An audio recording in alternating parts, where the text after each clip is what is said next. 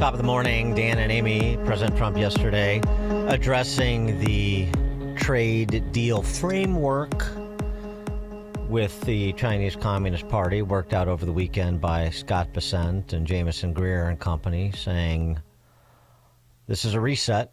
And the good news is markets are going to be open to U.S. goods in a way they haven't been previously. Yesterday, we achieved a total reset with China after productive talks in Geneva. Both sides now agreed to reduce the tariffs imposed after April 2nd to 10% for 90 days as negotiators continue on the largest structural issues.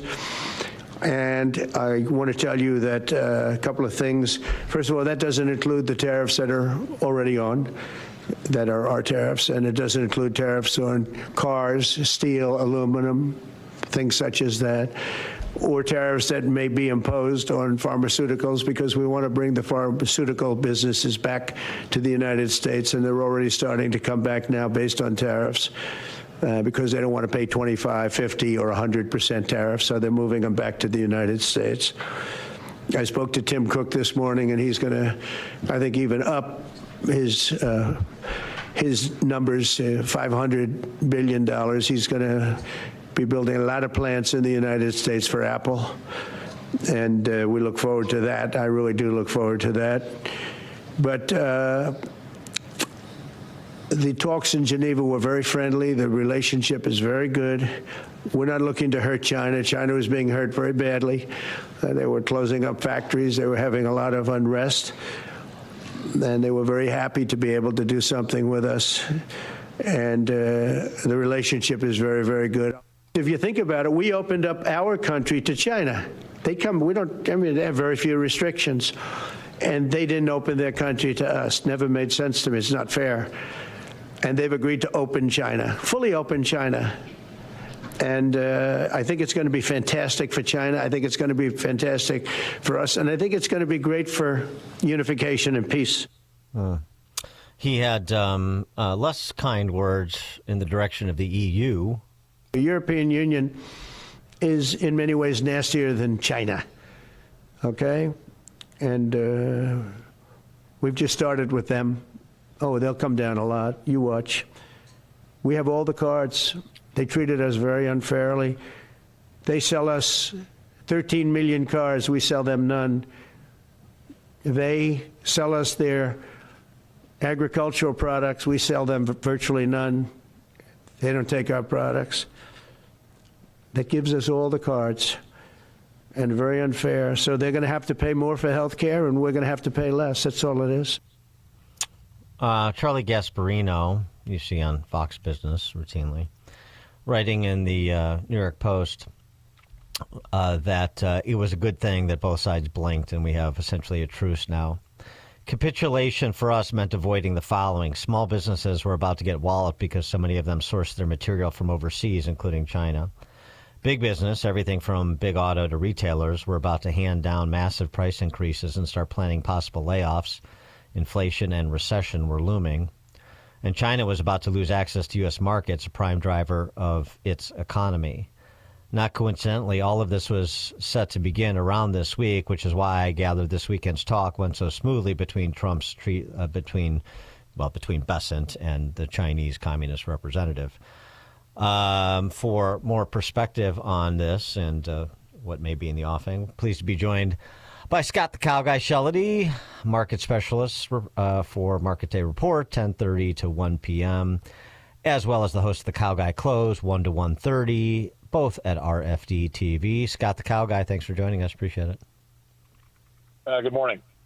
Do you agree with Gasparino's analysis of why we got this ceasefire?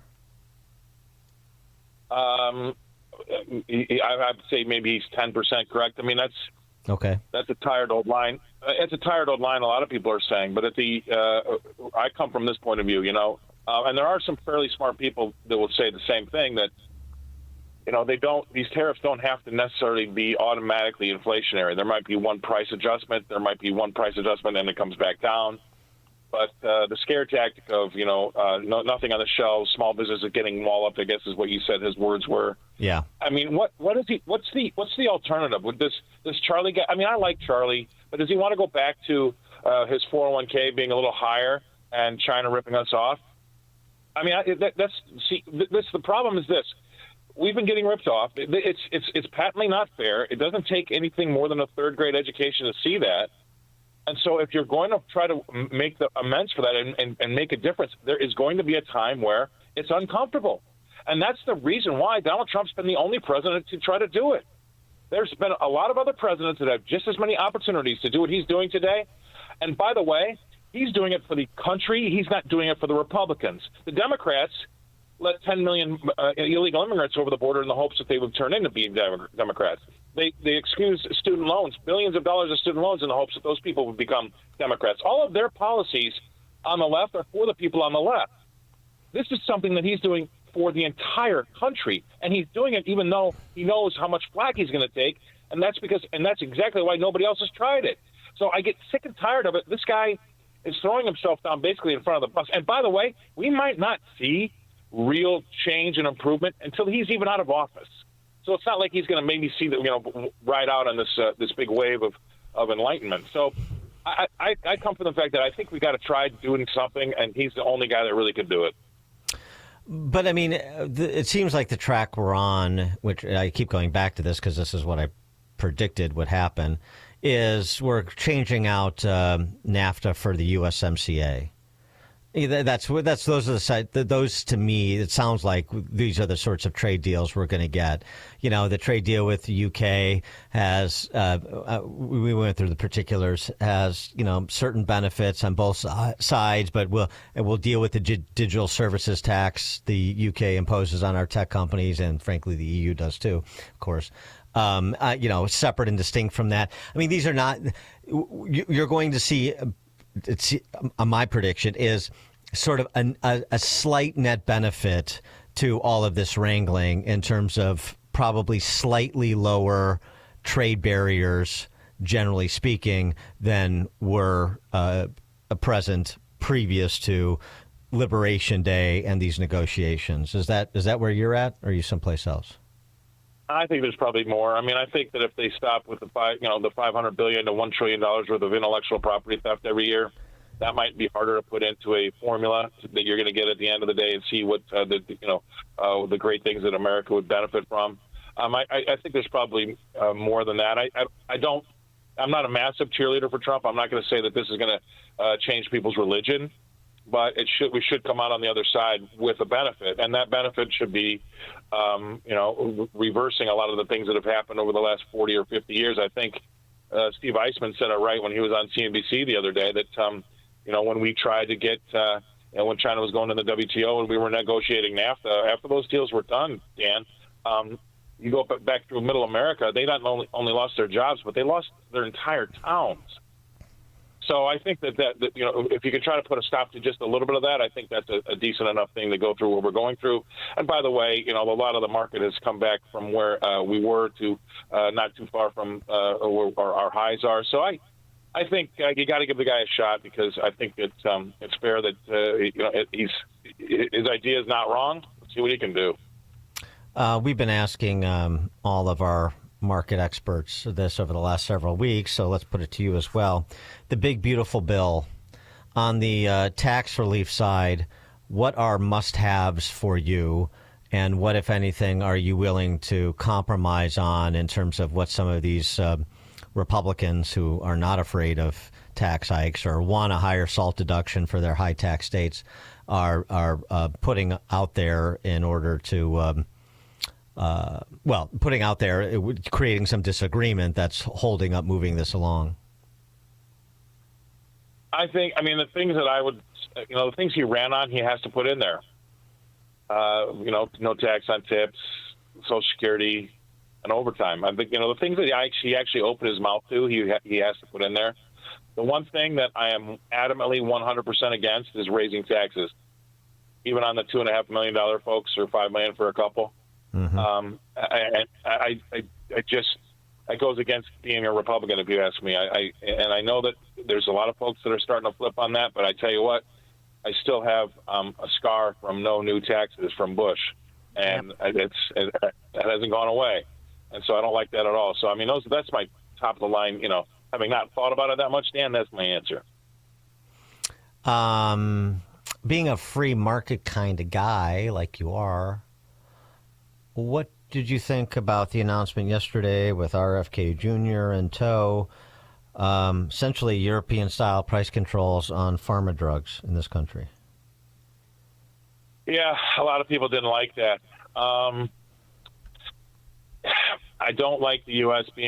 shouldering all of the research and development for these drugs. I don't know. I don't really have a good answer for what we should do to share that burden. But I know one thing we can't do is we can't bear the cost for all ourselves and let all these other countries get it for a much cheaper level. So I know that it's probably not very politically correct, but I feel as though he's going to start to use some of his trade tactics in the medicine arena, and we'll see how that goes. But I just don't think that. Look, you're talking to a guy that's got another passport. I lived in England for 16 years, and a lot of people call that Europe, but it's not Europe. But I also got to witness there, and I've been a part of national health, right? I've been treated on it myself. But they do it for a much, a fraction of the price here. It's part of your taxes. I get it, but it's not what I'm paying on a monthly basis for, family insurance. So I just don't think that the U.S. should bear the whole burden for the research and development for the American companies when everybody else is getting it for free. I don't know if there needs to be a law about that, but I do know that it's not fair the way it is now. Well, Trump yesterday talked about, one of his fat friends who's pretty much on Ozempic, and how it's $80 there in Europe when it's, $1,300 here a month. Why is that? It's the same exact product. That's not the only thing. Right. And by the way, that's just one example. He was talking about me. Was he? No, was he? Wait. I got to play. No, seriously, was he talking about you? No. Nice. You just called Scott. You just called Scott fat. That's not very nice. Very, very tough guy. And sweaty, and fat and sweaty. No. It's not the only drug like that. I mean, I've seen things. I've seen women get treated for a lot of things that over here would be almost prohibitively expensive, and over there it's part of your taxes. So they're able to get it done over there because they don't pay the same prices. I do know that it's not a perfect system either, because if you've got something really, really wrong with you, a lot of people get on a plane and fly to the U.S. to have treatment here. Right. But for a lot of the regular stuff, 70% of the stuff in the middle of the fairway, they absolutely can do it for a much cheaper level because they don't pay the same price as we do. And that's not just Ozempic or whatever he's talking about, across the board. And, by the way, when I first moved there in 1990, my prescriptions were free. Wow. Yeah. I think I had to pay like $1 a pound. It was, so, that'll give you, that's an idea right there.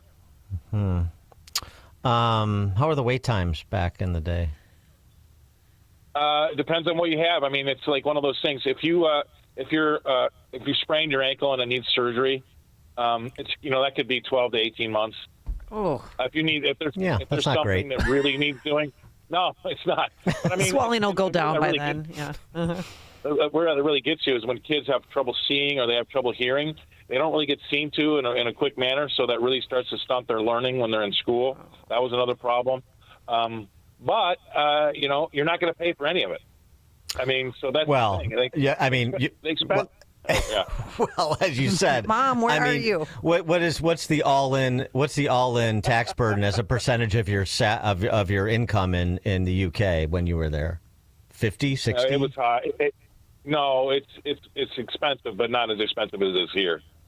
I can't remember off the top of my head, but I do know, looking at it, it was very, it's definitely a fat line item on your taxes if you live there.